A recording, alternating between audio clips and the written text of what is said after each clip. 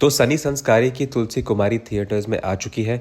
This movie has been directed by Shashank Khaitan, जो almost 7 साल बाद थिएटर में वापस आ रहे हैं एज अ डायरेक्टर। इसके बीच में उनकी मूवीज़ थी जो OTT पे आई थी, जैसे गोविंदा नाम मेरा इन 2022, but his theatrical release is coming after almost 7 years after धड़क, जानवी कपूर लॉन्च मूवी।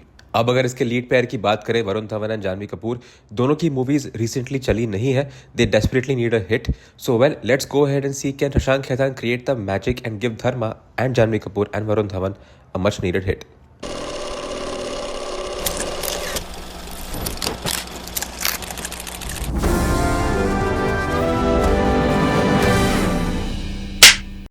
तो इस फिल्म की स्टोरी बहुत ही स्ट्रेट फॉरवर्ड है। अगर आपने ट्रेलर्स देखे हैं, आपको पता चल गया होगा कि इसकी स्टोरी क्या होने वाली है। Sanya Malhotra dumps Varun Dhawan and Rohit Saraf dumps Janhvi Kapoor. वो दोनों चाहते हैं कि वो उनकी लाइफ में वापस आए। So Janhvi Kapoor and Varun Dhawan team up to break up Sanya Malhotra and Rohit Saraf's wedding. अब अगर फिल्म के पॉजिटिव्स की बात करें तो मैं कहूँगा सबसे बड़ा पॉजिटिव ये है कि ये एक ग्रिपिंग फिल्म है। टू एक्ट विद दिस, काफी सारे सीक्वेंसेस में डायलॉग्स फनी है, तो ओवरऑल आप पिक्चर में बोर नहीं होते हो। बीइंग अ धर्मा फिल्म का ऑब्वियसली स्केल अच्छा है, लुक एंड फील अच्छा है, कलर्स ब्राइट है, so you feel good watching it. Acting wise I would से मेरा फेवरेट वरुण धवन था। उसने रोल को बहुत ही अच्छे से निभाया है। फॉर द मोस्ट पार्ट वो एक clumsy cute type character play करता है, जो काफ़ी अच्छे से प्ले करता है। उसे काफ़ी क्रिंज जोक्स है जिसमें आपको कभी कभी हंसी भी आती है, एंड जो इमोशनल सीक्वेंसेस है उसमें वो अच्छे से इमोशनल एक्टिंग भी करता है। सो ओवरऑल उसका स्क्रीन प्रेजेंस काफ़ी अच्छा है and he carries the film well on his shoulders. अब अगर जानवी कपूर की बात करूँ तो आई वुड से फॉर द मोस्ट पार्ट उसकी एक्टिंग अच्छी है, बट ऐसे कुछ सीक्वेंसेस है जहाँ उसकी एक्टिंग काफ़ी ऑफ हो जाती है। सानिया मल्होत्रा ने बहुत अच्छी एक्टिंग की है and she stands out very well in her performance. Rohit Saraf ने भी डिसेंट एक्टिंग की है, बट मुझे बहुत सारे सीन्स में वो बहुत ज़्यादा सबड्यूड लगा। मुझे लगा कि वो अपने परफॉर्मेंस में और थोड़ा खुल सकता था। अभिनव शर्मा जो रणवीर सिंह का साइड किक था या रॉकी रानी, इसमें भी है as Varun Dhawan sidekick. He is funny in parts, he is funny in his role, वो अच्छे से अपना कैरेक्टर निभाता है। Manish Paul is funny as the Punjabi wedding planner, उसके काफ़ी सारे अच्छे वन लाइनर्स हैं and he is played his part pretty well. इसके अलावा बाकी कैरेक्टर्स को उतना टाइम मिला ही नहीं कि वो अपना परफॉर्मेंस जस्टिफाई कर सके। अब अगर डायरेक्शन की बात करें तो I would say it's okay, but it's definitely not Shashank Khaitan's best. जो उनकी पहली फिल्में थी like Humpty, Badri, Dhadak, they are far better than this one. But फिर भी इसमें एज आई सेड अर्लियर एक पेस अच्छा है, जोक्स आते रहते हैं, तो आप बोर नहीं होते हो। Shashank as a writer director has also followed certain themes which are there in his previous films in this movie. So for example जो हीरो होता है he's a bit of an underdog. जो families होती है उसमें कुछ ऐसे characters होते हैं जिनके aspirations होते हैं जो दबाए जाते हैं, which also is seen over here. So lots of parallels in his writing style and his character development. अब आते हैं नेगेटिव्स पे। इस फिल्म में एक्चुअली काफ़ी सारे नेगेटिव पॉइंट्स है।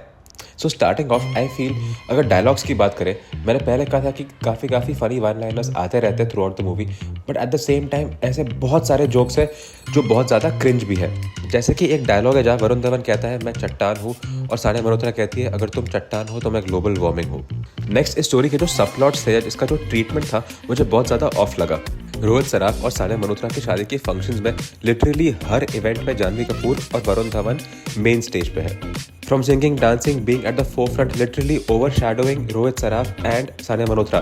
वो लिटरली ब्राइड और ग्रूम को खुद की शादी में साइडलाइन करके स्टेज पे नाच रहे, गाना गा रहे, चिल कर रहे हैं। So this just feels very of, specially when the show की जो रोहित सराफ है वो एक बिलियनर आदमी है। तो किसी बिलियनर की शादी में क्या आप इमेजिन कर सकते हो कि कुछ ऐसा हो सकता है? सारे शादी के फंक्शंस में घूम फिर के सानिया मल्होत्रा और रोहित सराफ के आसपास सिर्फ जानवी कपूर, वरुण धवन और वरुण धवन का साइड किक बंटू रहते हैं, and at times Manish Paul the wedding planner, which just makes you feel कि इनके बाकी के दोस्त और रिश्तेदार और माँ बाप कहाँ पे है। मतलब फिल्म में लिटरली एक सीक्वेंस है जहाँ रोहित सराफ हॉस्पिटलाइज होता है, और हॉस्पिटल में भी उसके साथ उसके माँ बाप नहीं, बट वरुण धवन, जानवी कपूर और वरुण धवन का साइड किक बंटू होता है। मुझे इस फिल्म में कंटिन्यूटी वाइज ही बहुत सारे इश्यूज दिखे। फॉर एग्जाम्पल, इसमें एक सीक्वेंस है जहाँ ये लोग होली पे गाना वाना गाते हैं, और बिल्कुल नेक्स्ट सीन में दिखाते हैं कि ये लोग मस्त नहा धो के पड़े हुए हैं, बट वो लोग ड्रंक हैं और अपने होटल जाने के लिए वापस क्रॉल करते हुए जा रहे हैं। पर भाई, अगर तुम इतने ड्रंक थे तो तुम नहाए कैसे, तुमने कपड़े कैसे बदले बिना होटल जाए? एंड लास्टली ऐसे कुछ ट्रैक्स थे ऑफ सपोर्टिंग कैरेक्टर्स जो एक बार स्टार्ट करके बिल्ड करके वो लोग भूल जाते हैं। फॉर एग्जाम्पल दिखाते हैं कि जो रोहित सराफ की भाभी है, she wants to be a fashion designer but the family is against it. अब दिखाते हैं कि इसमें Varun Dhawan, Janhvi Kapoor constantly try to motivate her, and after a point वो उनके बारे में बिल्कुल भूल जाते हैं जैसे ही वरुण धवन को जानवी कपूर मिल जाती है। No closure whatsoever on her track. तो ऑन द होल मैं कहूँगा कि अगर आप लॉजिक और सेंस को साइड पे रख सकते हो, this film can actually be a good time pass watch with some funny dialogues every now and then. But अगर आपको इस कॉमेडी में लॉजिक भी चाहिए तो ये बिल्कुल आपके लिए नहीं है। और BMB मीटर पर मैं इस मूवी को दे रहा हूँ 6 on 10। Thanks a lot for stopping by and you know what to do. Cheers and I'll see you soon.